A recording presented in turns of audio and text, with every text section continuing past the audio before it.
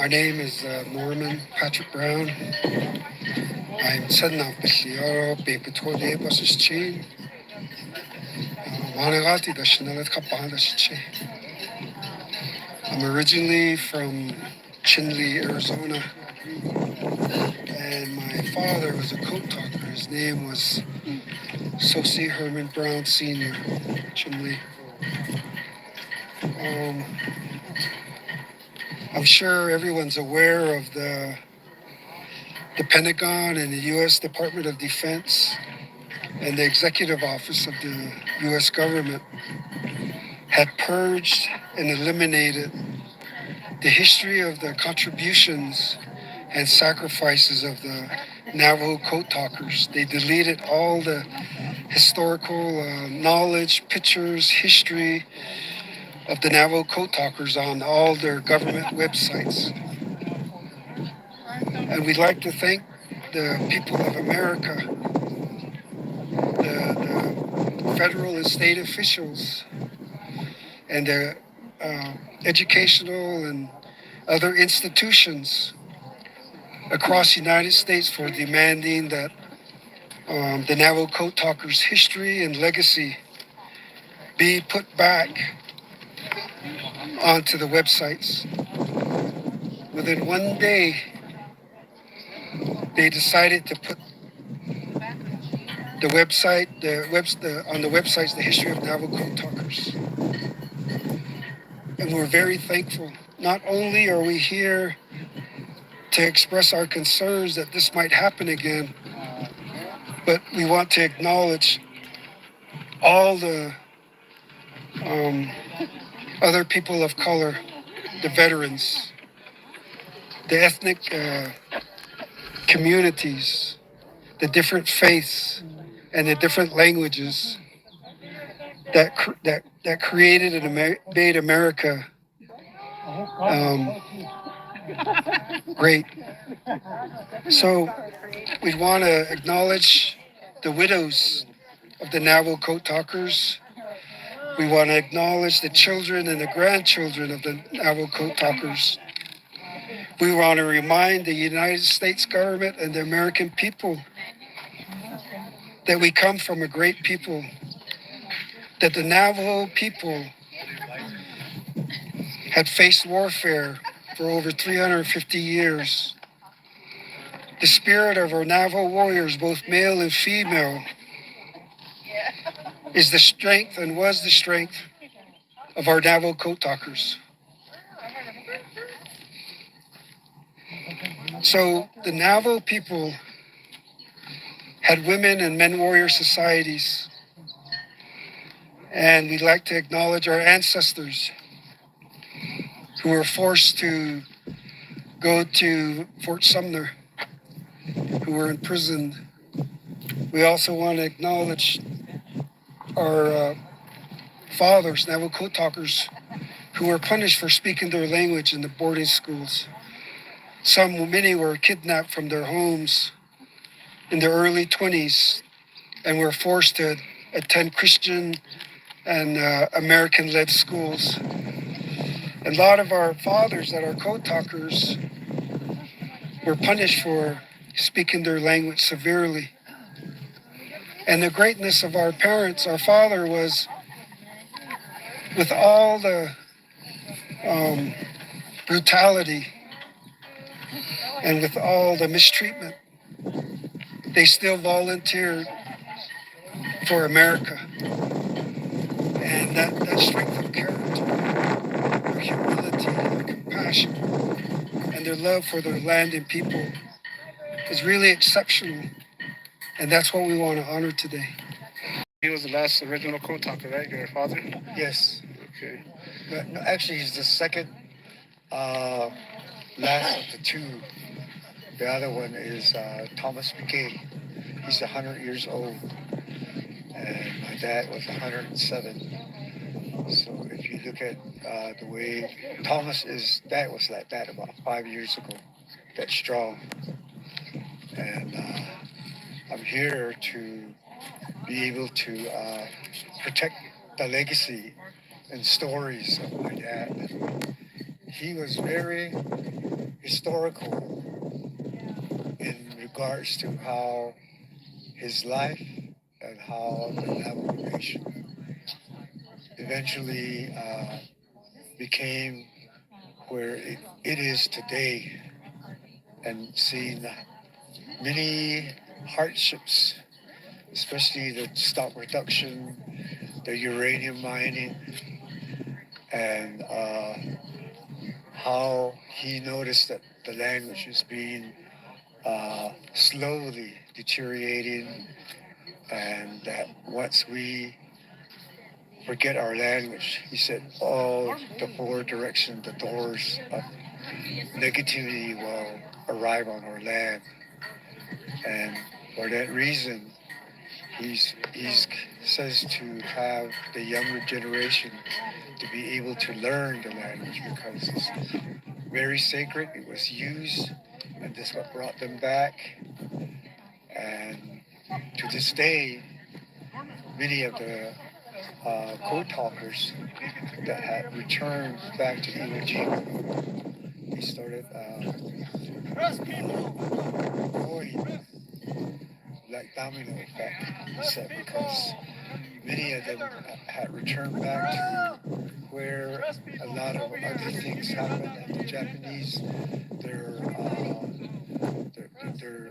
souls are still there. All the prayers and all the ceremonies that they had done for them, it just washed off of them. They were vulnerable, and that's how they ended up going. Yat eshe Jean Whitehorse in shit. Ado the unsnow footage idi bashish chi. Ashi eta shenalidor oge eta shichi. Ado natinas basa aho yede ade go ena sha e yo torjico bashkaga. Good afternoon, I'm Jean Whitehorse, and I'm a daughter of a Navajo code talker. My father's name is Edmund Juan Henry Sr., and he was with the 3rd Division. He enlisted March 1943. He tells me that he hitchhiked all the way to Santa Fe to enlist. And during the time when he was with the 3rd Division, he served as a code talker, and for the 3rd Division, they called him the war horse of the whole war, because 3rd Division's the one that came in after the 1st and 2nd. The 1st Division devised some code. When the 3rd Division came in, they added more codes, 3 Navajo words per alphabet. But when these code talkers had to train, they had to memorize the words, and they had to use the code in Navajo to translate that to another Navajo code talker on the other side, and he wrote that down in English. So they had to, know which 3 Navajo words they hear and write that down in English. So then my father, major battle engagement was Guam, Bougainville, Iwo Jima, and several other islands. And he was discharged December 1945. For centuries, the government has been trying to remove us from the face of the world, the earth, whatever. Starting with the Sailor Nation. Our fathers, grandfathers went to boarding school. I went to the boarding school. At age 5, not even knowing a word of English. When the matron that were Navajos, they used to talk to us in English, and then when somebody said something, I would ask the next girl, what did she say to me? Just for speaking Navajo, we were punished too. And then next came the Indian Removal Act. These are all federal Indian laws. Relocation, termination. We went through all of this through the century, the decades. Finally, they came up with Indian reorganization and trying to put us back together when they found out that we're going to be here forever.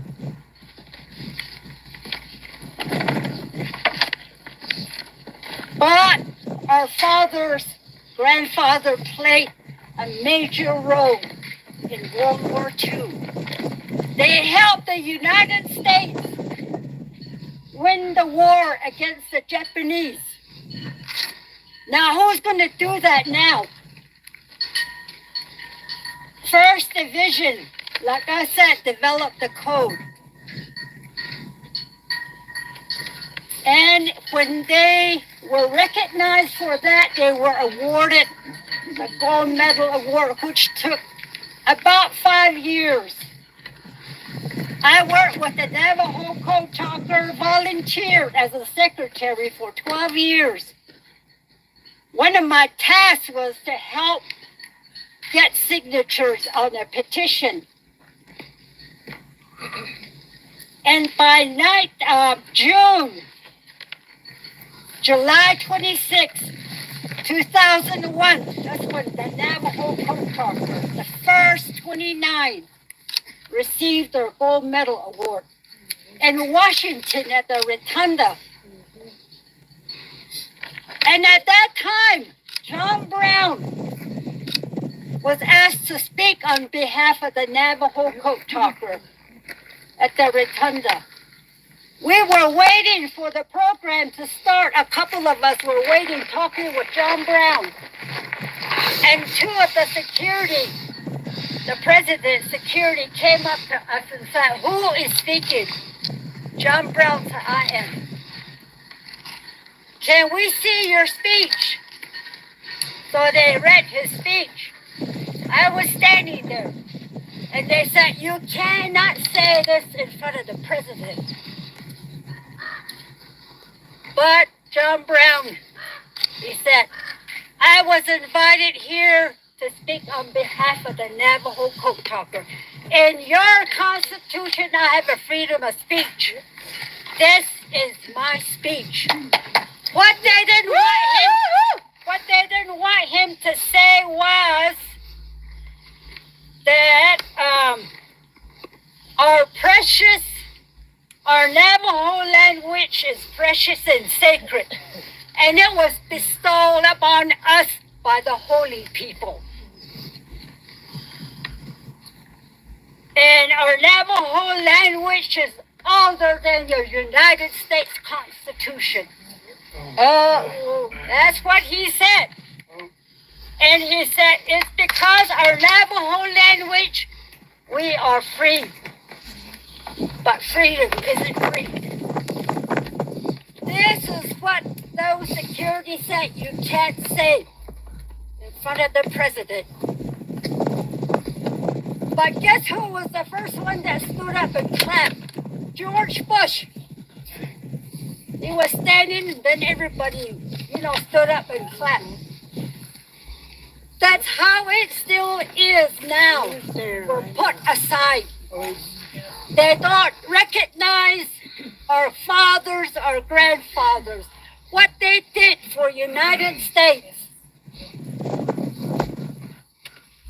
And as I go down the 3rd Division, my father served with John Kenzel, Bill Toledo, Alfred Newman, just to name a few. Then the 4th Division. The 4th Division also played a major role. Each one of these divisions, each one of the men had a duty to, translate the code. And on the other side, the other code talker had to, write down the message. And in the 5th Division, there was more code talkers. At the end of the World War II,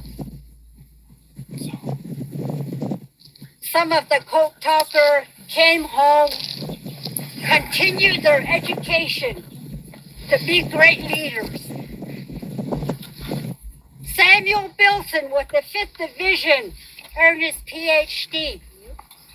Retired as an English professor. He was also council delegate 2 terms for his area. Also, some of the other leaders, 6th Division, John Pinto. He was a New Mexico State Senator. And then also Peter McDonald. He was the last chairman for the Navajo Nation before they changed it to president. I just want to also say that there were 3 presidents that, are part of our history. Ronald Reagan was the one that designated August 14 as Navajo Code Talker Day in 1982. Next came Bill Clinton. He was still in office when he signed that bill. Yes, award the Code Talker gold medal, silver medal. Then, when George Bush came as a new president, he was the one that awarded the medal. So that's Ronald Reagan, Bill Clinton, and George Bush. And a lot of books are out there, different titles.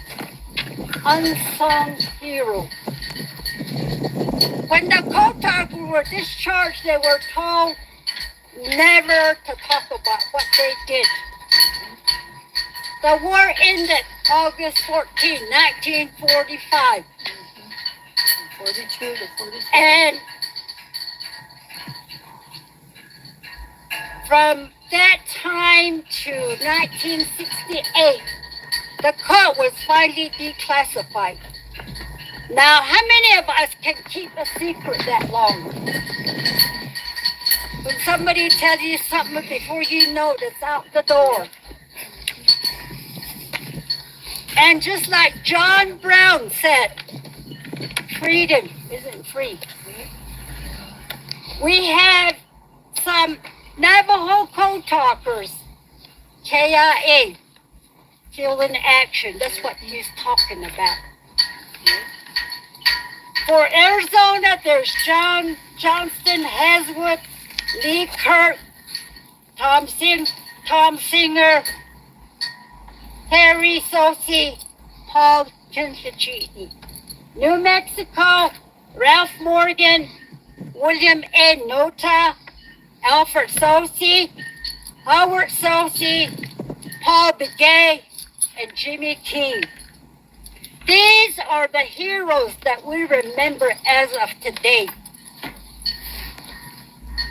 But we are still here regardless of what we've been through.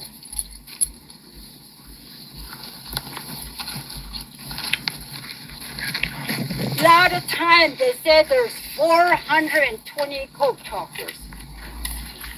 Okay, multiply that by maybe 6 or 8 that descended. There's very few of us here. Multiply that more, maybe by 5, the grandchildren. Now there's the great-grandchildren. So we're proud to be descendants of the Navajo Code Talker. Ashat.